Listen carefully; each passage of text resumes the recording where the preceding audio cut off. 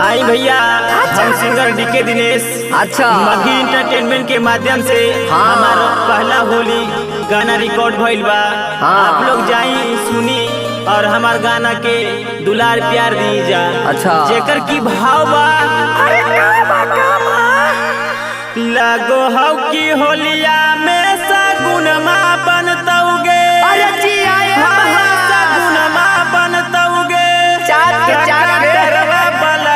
बरा तोर पाहुनमा बनतौगे।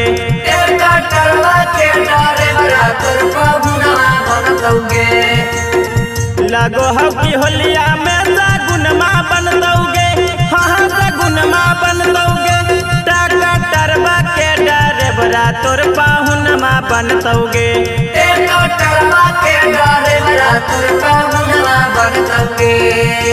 गयन बाला घूमो हानी के बंगल सवारी गे अगे के बंगल सवारी गे कबन डरे बरा रंगवा डलल कौ के दिल को पिचकारी गे कबन डरे बरा रंग डालल कौ के दिल को पिचकारी गे।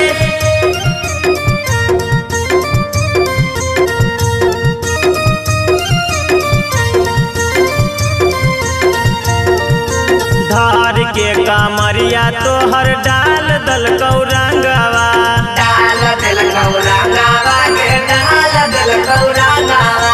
हलौ ना समडरे बरा छौड़ी पीले हलौ भांगवा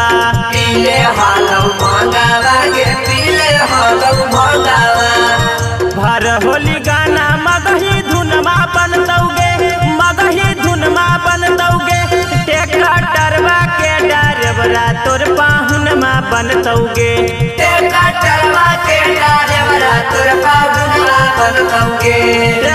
टरबा के डरे बरा तोर पाहुनमा बनतौगे।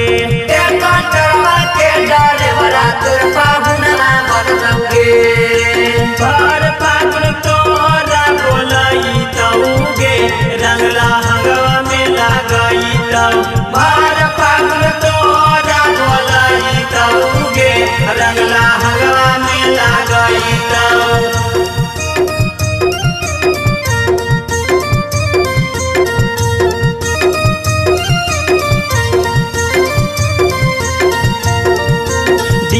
के दिनेश के छौड़ी मान जो कहनामा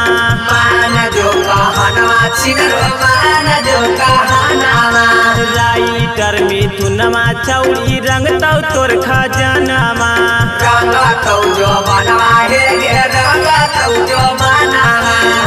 मुकेश के बतिया माथा सुनमा लगतौगे माथा सुनमा लगतौगे। टरबा के डरे बरा तोर पाहुनमा बनतौगे।